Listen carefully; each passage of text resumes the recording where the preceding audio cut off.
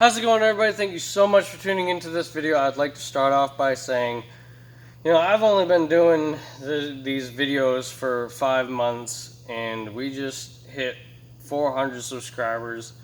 I want to say thank you all very, very much. I greatly appreciate the support. I know that I make unorthodox videos about 6'5", but I'm flabbergasted, to say the least, that 400 people would be interested in what videos I make. So thank you so much. I can't say that enough. To the video. This will be installment number 5 of answering your questions. This one comes from JReacher 1954. A couple of topics for you: PMD relocation and why, grounds, battery cables.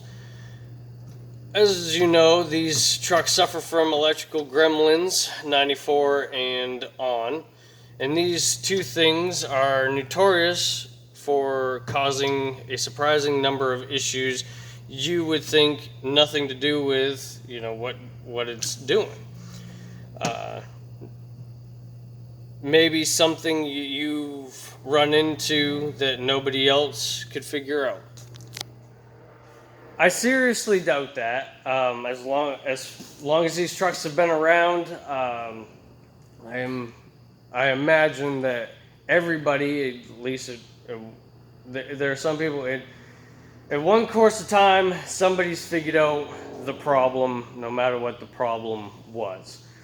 Of course, if you have any questions, feel free to ask me, or if I'm not able to answer your question, go over to the Diesel Place forum. There are a bunch of people over there that, know what they're talking about. They'll more than happy to help you out. And that's not to say that I don't know what I'm talking about, but, get you another opinion, get you another source of information. Don't just take my word for it, of course. But that being said, let's talk about the PMD first. What is the PMD? What is that little black box that everybody is talking about? So, the PMD.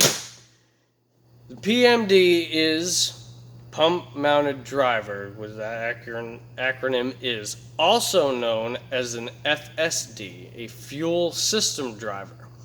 What this does is it amplifies a signal from the PCM to the fuel control solenoid. Basically what that means is it controls your injection pump. The earlier year 6.5s were mechanically controlled through throttle cable. These ones are electronically controlled through wires and your PMD. Why is this such an issue? You may run into somebody who, for example, I just replaced my PMD a month ago and it already crapped out. I did the relocation kit, and it's still it lasted a month or two and it just fried. Let's start from factory. So from factory, these pump mounted drivers came in the valley, mounted directly to the driver's side of the injection pump. Why is this an issue? Well, built up in the valley as the truck runs, there is a bunch of heat being built up underneath the intake horn, underneath the intake spider, and it's just a hot area. And what do electronics do when they get hot? They short out, they fry, they, number of different names for it, but they fuck up. So what's the fix for it? Well, some genius, I say that truthfully, some genius figured out that if I get the little black box off such a hot component and out of a, cauldron of heat and get it away, put a heat sink on it, that the injection pump or the PMD will last longer. From factory, when these trucks first came out with this, a lot of PMDs went misdiagnosed by a lot of technicians. Some would say that, oh, the injection pump is the problem, and they went through updates on the injection pump, and the problem would just come back because they would mount the PMD directly back onto the injection pump, which was the only place to remount it. At the time, nobody had come out with the relocation kit, and it put a bad taste in a lot of customers' mouths. Like, okay, this is just an issue that's going to keep happening. So I say a genius came out with this. Where to locate it? Of course, it's originally on the side of the injection pump. Mount it where it's not going to get hot. So I've seen some people put it in the cab where they can control it with the AC. That's all fine and dandy right up until winter when you need the heat in the cab. If you put it in a spot that's directly over a vent, and then in the winter, you're blowing heat directly on the PMD. I've seen a lot of people mount them down behind the bumper, pretty easy to access. Get right in those bumper holes and mount it there. It makes no difference where it's mounted as long as it is away from heat. I typically, and you don't have to mount it where I mount it, it's all your discretion. I typically mount it on the driver's side, right where this little ABS module or brake module is located, with the heat sink. I mount it here for easy access, and it gets it away from the hot ass motor. So these PMDs, no matter where you put them, it's an electronic component, it's going to go out.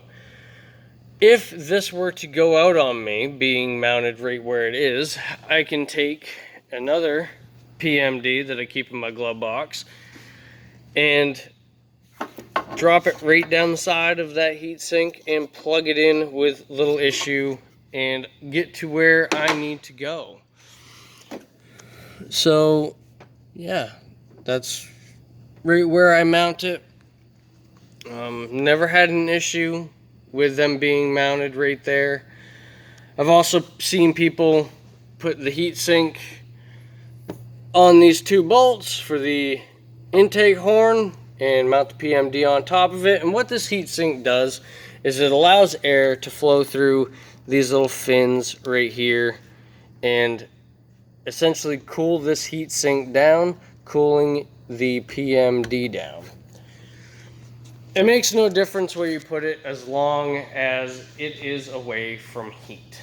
It's an electronic component, and you'll run into 6.5 guys always keeping a spare PMD on them, because that little electronic control module, pump mounted driver, can fry out at any time. I keep this one in my glove box.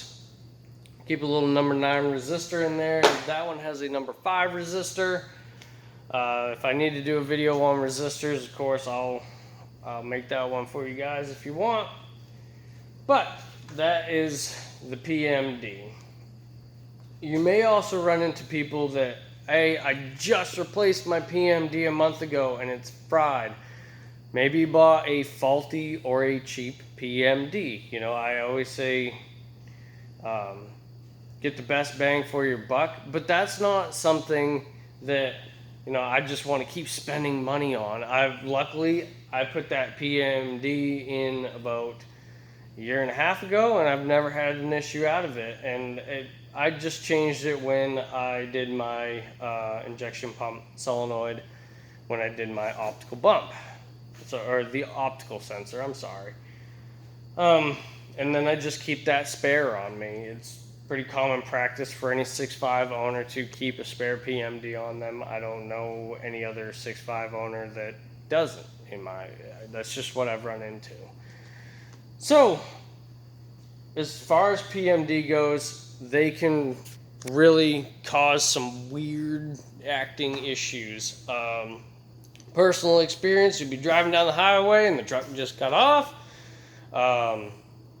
It can make it have a weird, erratic idle and, hard start. And I've also been sitting in the middle of traffic with some little old lady in front of me, and then the RPMs skyrocket almost to 3,000 RPM, and I'm sitting there holding the damn brake and the steering wheel, begging that they just go over quickly and stop doing that. And then, I replace the PMD, and then it's fine. They can cause some weird issues. That was definitely a scary issue because I really didn't want to hit that old lady's Buick. But, that being said, there's some major things you need to do. Well, not really major. You just need to get it away from heat, and then it should last you quite a while. Let's talk about grounds. So, begs to ask the question, when was the last time you replaced or checked your battery cables? If you have a hard start, it starts hard in the winter and it only does it in the winter, or it just has a hard start in general, it feels like the starter's dragging, or, I just put new batteries in it and it's still hard starting. When was the last time you checked the battery cables and the grounds? Maybe just clean them up, tighten the bolts, or replace the cables altogether. When I bought this truck, I put brand new cables on it. It had kind of a hard start. It felt like the starter was dragging. So I bought 2 new batteries and I replaced the cables and made sure that all the nuts and bolts were tight. That put peace of mind for me and confidence that this truck was going to start. And now it starts like a dream. I let the glow plug cycle and vroom, she starts right up. No problems. But, you can also run into, my transmission is shifting erratic or weird. My glow plugs aren't working. It's throwing weird codes, stuff like that. Check all of your grounds, and your battery cables aren't the only grounds. You have transmission ground, you have glow plug ground, you have PCM ground. Check all the grounds. So this isn't going to be the same for everybody, because as old as these trucks are, somebody's gotten in and fiddled with shit and moved things. But make sure that your engine is grounded to your batteries. Make sure your engine's grounded to your frame. All those things to ensure that you have proper ground. So typically you have your positive cables, your negative cables. I assume you have 2 batteries, but put some new cables on there. Make sure that all the nuts and bolts are tight, and don't wind the ever-loving piss out of these side mount bolts, side mount battery bolts. You'll strip them, then you have to get new bolts and potentially new batteries because now you've stripped out the inside. Just make sure they're tight, give them a good wiggle, make sure they don't move, things like that. I can pretty much pick up my batteries with these cables attached and they don't move. That's how I know they're tight. Follow them, make sure that you're not seeing any bare wire or anything like that on the cables. Make sure they're not rubbing up against something, maybe grounding out. Stuff to look for. Make sure that they're solid, good, nice and clean. So then you run into this little bugger.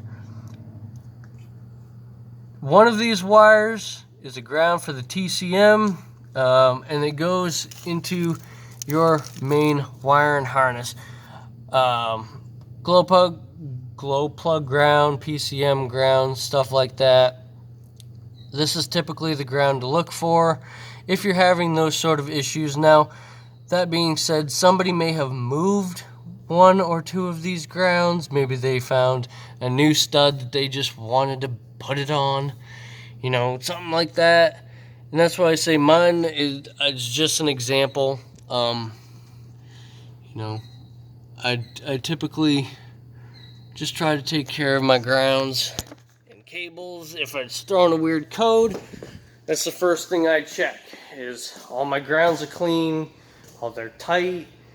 You know, if my transmission's shifting weird, you can run into a slew of problems. Now, that leads to, you know, other electronic issues that you may encounter, not meaning the grounds. You know, I've seen it and I've dealt with it. One time I was driving down the highway and my fuel gauge pointed straight down and started sword fighting with my oil pressure gauge.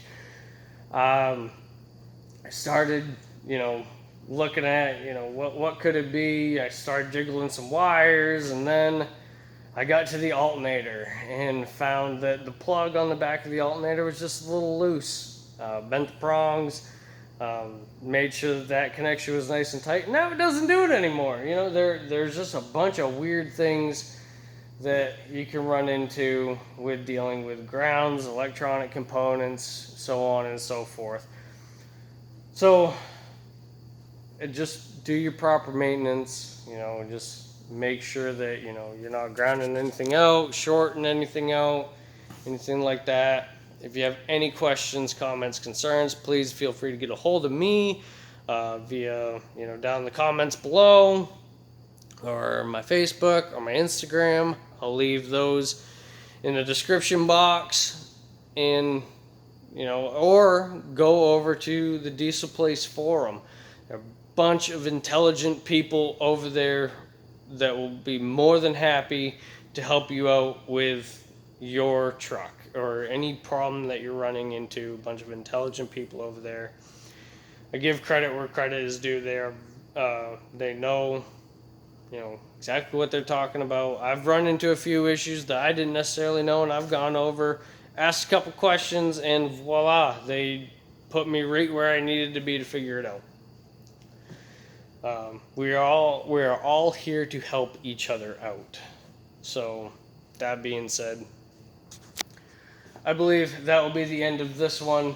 But thank you all so much for tuning in to this video. I hope I was able to help you out with this. If you have any questions, comments, concerns, please leave them in the comments below. I will get to them. If you don't feel, you know,